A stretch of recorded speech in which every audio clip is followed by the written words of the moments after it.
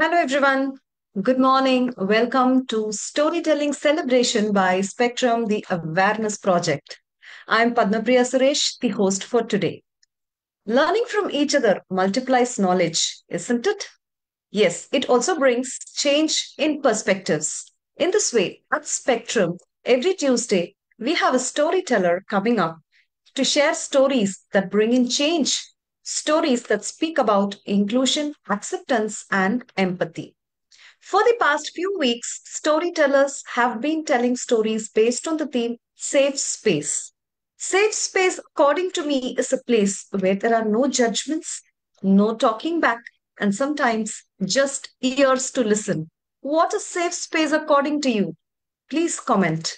And today we have storyteller Pratigya Haran with us to share a story on safe space. Welcome, Pratigya Haran. We are so happy to have you here, and a big thank you for jumping in a very short duration of time. And you know what? Pratigya Haran is a multifaceted storyteller, and she's the founder of Story Sack.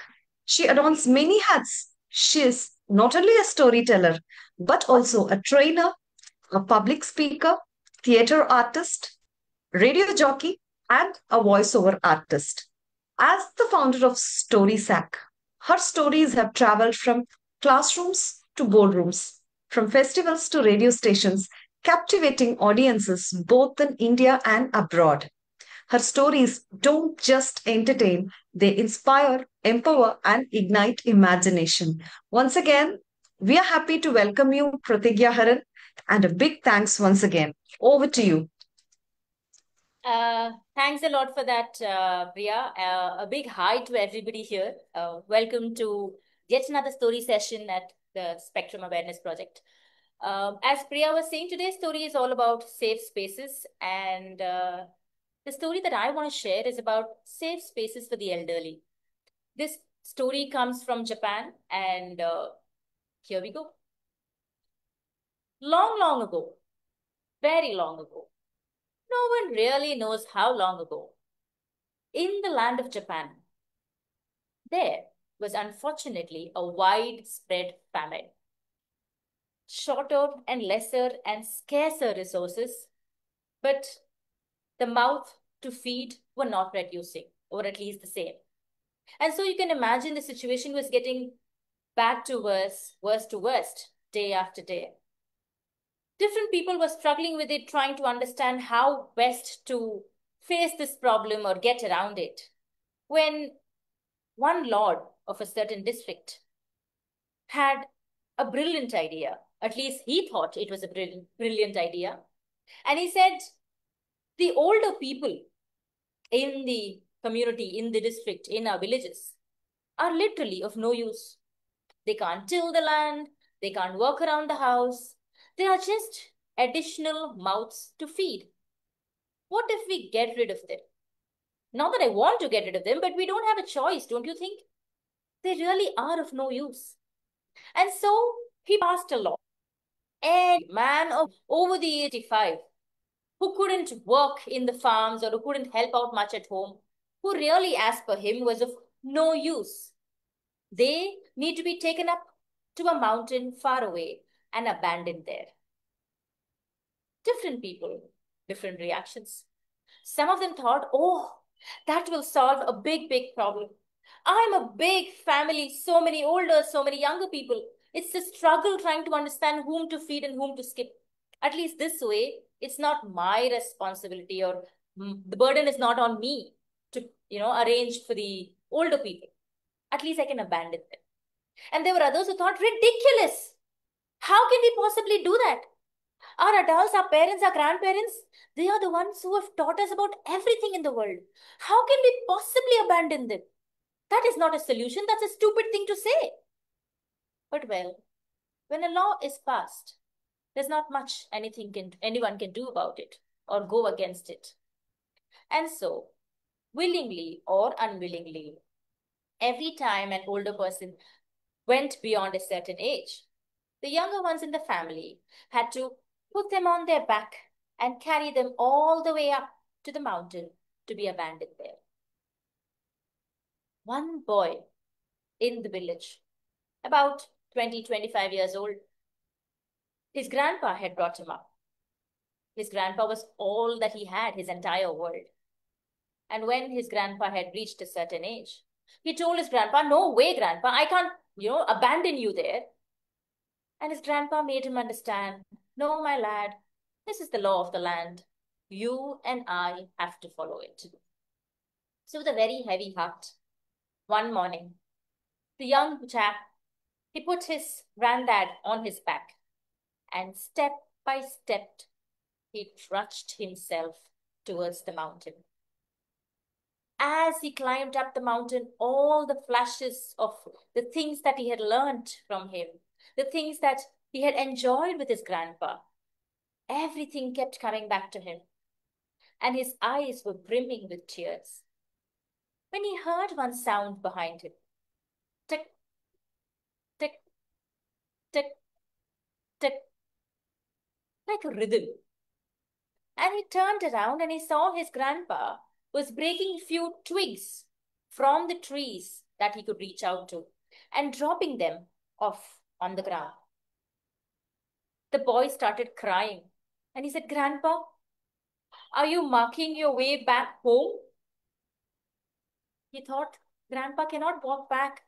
Oh, what do I do with my life? I'm not doing the right thing and I don't know what to do." And his grandpa smiled and he said, "No, no, my dear. My life is over. I have lived my life to the fullest. This is to mark the path for you when you come back. It might get dark by the time you return to your village and you might lose your path." The boy broke down and he was wailing and crying. He thought, "No way. Even in this situation, my grandpa is thinking about me and not himself. I cannot possibly leave him back." He turned around and he started walking back towards the village with his grandpa. His grandpa stopped him. "What are you doing? No, this will not work. You are meant to drop me here. You have to leave me up. You have to abandon me. That is the law of the land." But the boy would not hear a thing. "Shh," he said, "Grandpa. We are going back home. I cannot leave you here. I cannot possibly abandon you." And he went back to the village. He waited for it to get completely dark. He waited for all the villagers to sleep. He waited for all the campfires to dull down. And when he was absolutely sure that everybody is fast asleep, quietly he tiptoed back to his house. He entered the house and he decided to hide his grandpa inside little inside the house. And that is what he did for the next few months. During the daytime, the grandpa would be hid in a place safely at the back of the house. And when it was night, when the lights were gone, he would bring his grandpa out and once again talk to him like how he used to during the older days. And this setting went on pretty well for almost a few months. Until one day, the lord of the land, as you might already know, was quite eccentric for the kind of decisions that he was making. He decided to have a few competitions for the younger ones. And he came up with some weird kind of challenges every single day. One day, the Lord rounded up all the younger people in the district and he said, "I have a challenge for you. And if not a single person manages to solve the riddle or complete the challenge, then I will choose to kill any one person or one whole family." You see, we are facing a famine, aren't we? That is yet another solution that I found. All of them were troubled by this new thought of the Lord. But again, as I said, when there's a law of the land, nobody can do anything much about it. And the first challenge that the Lord set out is tomorrow morning, I want at least one of you to bring me a rope of dried ashes. Did we hear that right? A rope of ashes? How is that even possible? Ashes are so soft, so light. The minute you touch, they would just woof, go away. How can you possibly shape them into a rope? And the dread that one whole family could be wiped off? Everybody was deep in thought and genuinely worried which will be that unfortunate family that will be killed and wiped off tomorrow. That evening, when this lad went back home, the grandpa noticed that he was not his usual self. They ate that dinner in peace and quiet. The grandpa waited patiently for the lad to open up. But finally, when he did not, the grandpa nudged him. "What is it, my son? Why are you so quiet today?" The young boy told all about the challenge and the rope of ashes. Grandpa, what do we do about it? If none of us get an answer to it, then one whole family will be wiped off. I really don't know what to do. This is not acceptable. The grandpa gave this a thought, and then a smile broke on his face. "I think I know the solution." "You do, Grandpa?" "Yes." And the next morning, there was a row of ashes. The Lord was surprised. "Aha! Well done. I'm so proud of you. How did you manage to make this?" The lad happily smiled and he said, "Oh, that was quite simple.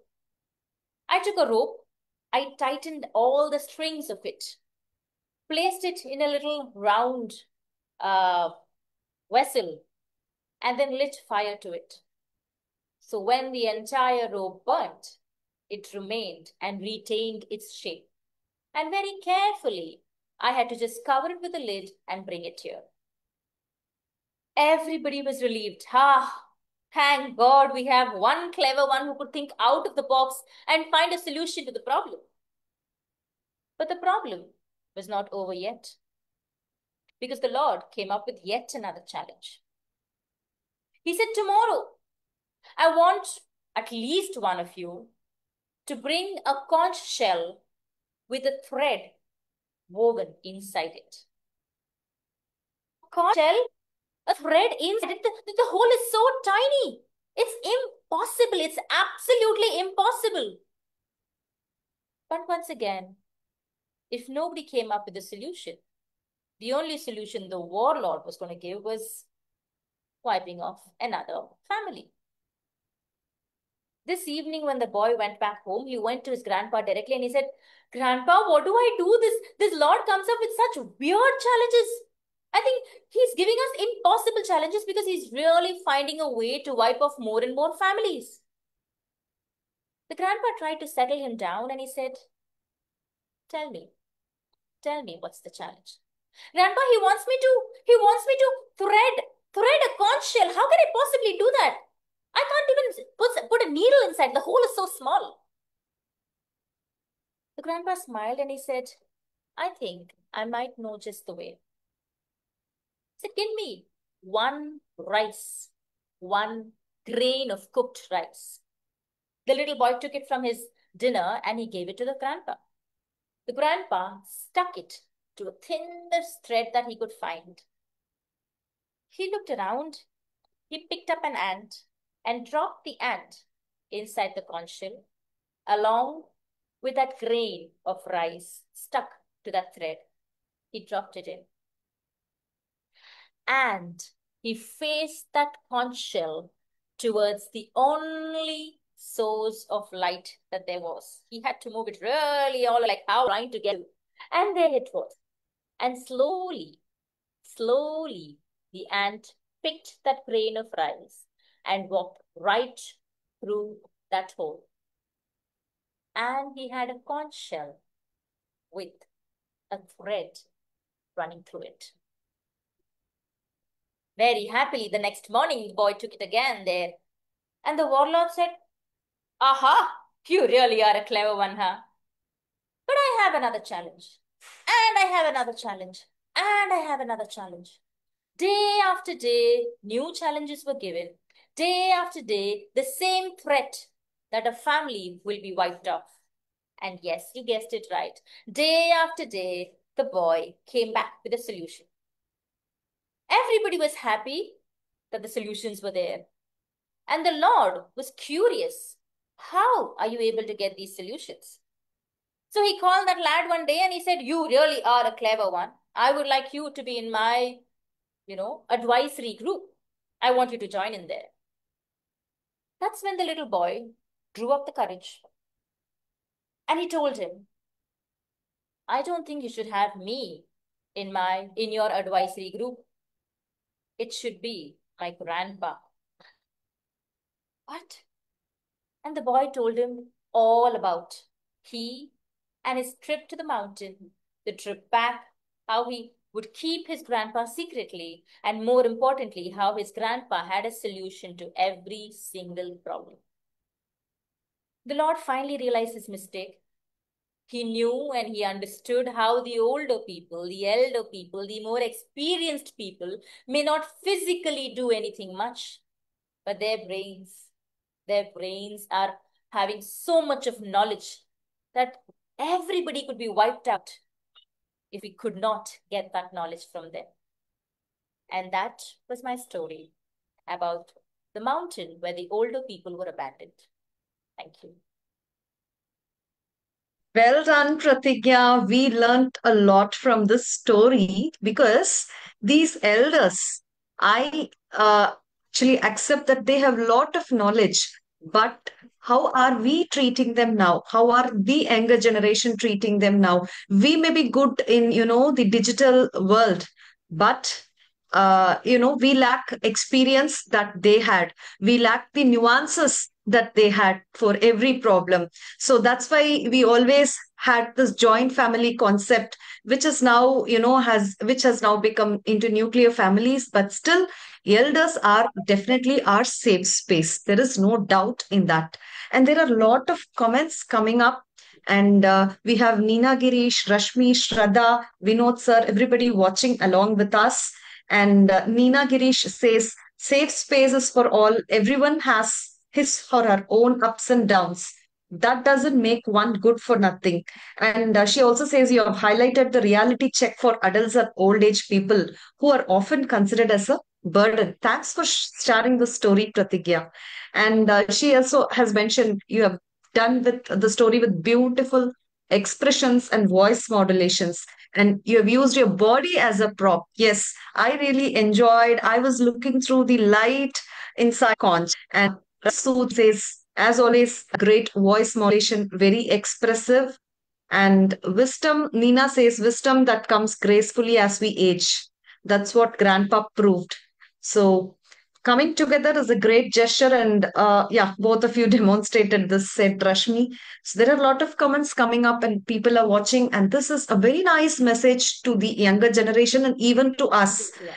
Even to us, generally when we cross 40s, we all have this kind of both a mix of emotions, right? We get free space, we also become this empty nest, but still we have to take care of the elders, we have to balance both. So it's a lesson for even the younger generation and even for people who are in their mid age, to everybody here.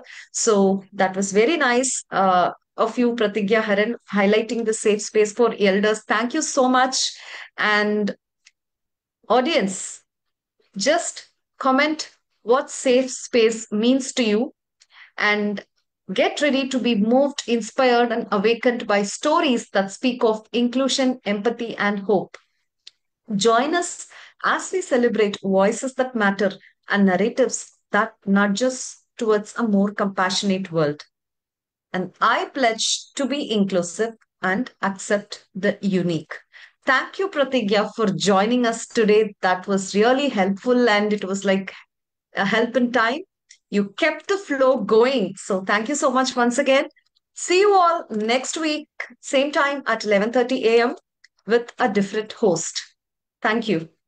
Thank you, Priya. If I may add, Priya, I think for me, this story works both ways in the sense, yes, we need to create a safe space for our adults and elders who may not physically move around or for whatever reasons, right? Then we all need our space. We all need our safe space. And in a lot of ways, my mom especially is my safe space. So no matter what kind of problem I have, or she may not understand what I'm saying because it could be work related, but she's one space where I always go and I tell something assuming that she doesn't understand much, or just the sounding board for me. And it's amazing how she always comes up with something sensible to say, not like big, huge things, but something very simple, which is so sensible and so apt at that space. So I think for a lot of us, our parents are our safe space to go back Definitely. to, and we need to create the safe space at us, at our homes, for our in the community, at home, everywhere for the older people as well. True, true. Yes, well said, Pratigya. This takes me back to an incident like when we were in US. I won't even see the time and the differences and all, time zones and all. It will be like midnight for her. I would call her and say, Amma, he has not come back from school. His bus is late, which will be a silly reason, but I feel, safe sharing something to her, and she'll just say nothing. And if I turn back and see, he'll be on the door. So that I was like that, and I can understand that much better. And as you said, we all should also be a safe space for the entire community. Thank you so much, Pratigya, for bringing this up. Thank you, audience. See you all next week.